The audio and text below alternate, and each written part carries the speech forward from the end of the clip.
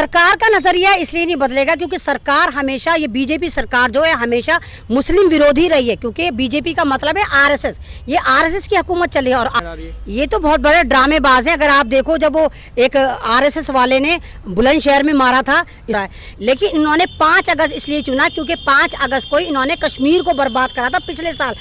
उस वक्त पूरे भारत को आप देखो बाढ़ में डूब रहा है, पूरा बिहार बाढ़ में डूब रहा है, आसाम बर्बाद हो रहा है, इवन बॉम्बे में लोग कश्तियां लगा लगा के जा रहे हैं। ये तो बहुत बड़े ड्रामेबाज हैं। अगर आप देखो, जब वो एक आरएसएस वाले ने बुलंदशहर में मारा था इंस्पेक्टर को, सिब्बो साहब को, तो उसको 1 करोड़ दिए थे इन्होंने। मतलब जो आतंकवाद होगा, आतंकवाद मचाएगा, उसको तो करोड़ों करोड़ों देंगे। और ये 2 लाख भी कह रहे हैं। भाई ये 2 लाख क्या, फूटी कौड़ी नहीं देने के, क्योंकि पुलवामा अटैक जो हुआ था, जितने फौजी शहीद हुए थे, मरे थे, उनको 54 नहीं दी आज तक भी। तो ये भी पेपरों में 2 लाख दिए। इनके नजर में जान की और माल की कोई कीमत नहीं है। 2 लाख भी अनाउंसमेंट हुआ है, 54 फूटी कौड़ी नहीं मिलेगी। बिल्कुल आप सही करिए, लेकिन प्रधानमंत्री नरेंद्र मोदी ने जो वहाँ के प्रधानमंत्री हैं, मतलब जो वहाँ के सीएम हैं, माफ़ कीजिएगा, जो सीएम है वहाँ के, उनसे भी बात की थी कि मैं पूरी सुविधा, मतलब जो मुझसे हो सकेगा पूरी मैं मुहैया कराऊंगा। लेकिन यहाँ पर अभी तक किसी तरह की सुविधा मिलती नजर नहीं आई। सिर्फ ये, आपको नहीं लगता कि 2 लाख का वादा भी महज एक वादा ही रह जाएगा? 2 लाख का वादा भी एक जुमला होगा। जिस तरह 15 लाख आएंगे, डिजिटल भारत बनेगा, विश्व गुरु बनेंगे, बिल्कुल इसी तरह होगा। क्योंकि आप देखो, जब ये राम मंदिर का शिलान्यास कर रहे थे, सारे धर्मगुरु चिल्लम चिल्ला कर रहे थे कि अशुभ मुहूर्त में हो रहा है। लेकिन इन्होंने 5 अगस्त इसलिए चुना क्योंकि 5 अगस्त को इन्होंने कश्मीर को बर्बाद करा था पिछले साल।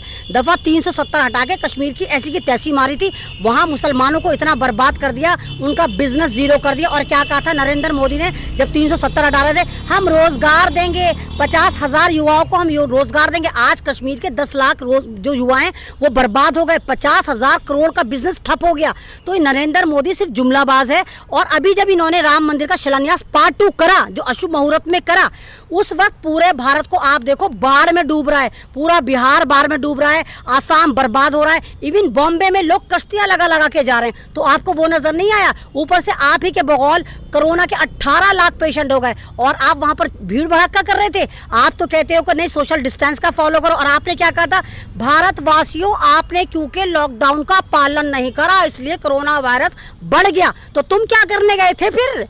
5 अगस्त में तुम क्या करने गए थे? ऐसी की तैसी मनाने गए थे वहां तुम कोरोना नहीं फैला रहे थे। जबकि आपको पता है कि अयोध्या के पुराने धुरंधर, पुराने जितने भी पुजारी हैं, वो चिल्ला चिल्ला के कह रहे थे हमें कोरोना हो गया, हमें कोरोना हो गया। लेकिन नहीं भाई, ढीठ सरकार है, इसने नहीं सुना। वजह साफ है, क्योंकि कोरोना कोई है ही नहीं। मैं शुरू से कह रही हूँ, कोरोना कोई बीमारी है नहीं। ये कोरोना को इन्होंने आपदा बना के बीजेपी वालों ने यूज करा, इन्होंने यूज करा है और पार्ट ऑफ बॉडी का कारोबार करा। इसका सबूत अब खुल के आ रहा है। सारे अस्पताल नंगे हो रहे हैं। अभी एक डॉक्टर पकड़ा गया जो खुद कह रहा है मैंने 150 मुसलमानों को इंजेक्शन देके मारा, उनके दिल गुर्दे फेफड़े निकाले और फिर उन मुसलमानों की लाशों को मैंने मगरमच्छों को खिला दिया। तो टोटल ये फर्जीवाड़ा करा गया। भारत में कोरोना कोई है नहीं। और कोरोना वायरस अगर है, सचमुच कोरोना वायरस है, तो वो भयंकर बीमारी नहीं है।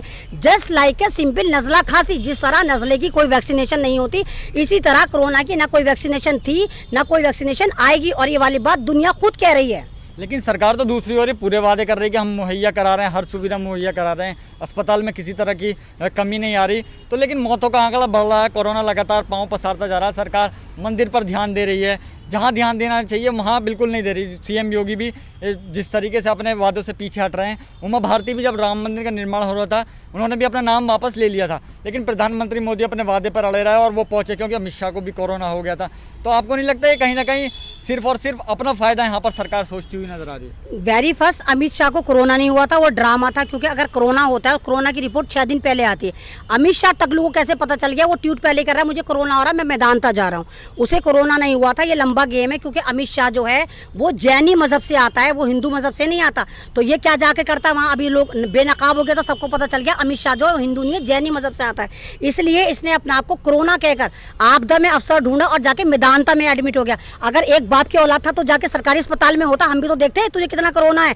तो ये इसको ऐसे ही कोरोना हुआ था जैसे अमिताभ को कोरोना हुआ था, संबित पात्रा को कोरोना हुआ था, ज्योतिराव सिंधिया को हुआ था, केजरीवाल को हुआ था। तो सारा फर्जीवाड़ा कोरोना जैसे इनको हुआ था, सेम ऐसे ही इसको हुआ था। कोई कोरोना नहीं हुआ था। और बीजेपी सरकार हमेशा आपदा में अफसर ढूंढती है, कुछ नहीं करती। ग्राउंड रियलिटी पे ये चवन्नी की मदद नहीं करती, कोई लोगों के हमदर्दी नहीं दिखाती, सिर्फ ये ड्रामा चिल्लाती है, चीखम चिल्ली करती है। इस वक्त चाइना का ये हाल है कि उसने हमारी जितनी ज़मीनें कब्जा है, ये साफ मना कर दिया, मैं 1 इंच वापस नहीं दूंगा।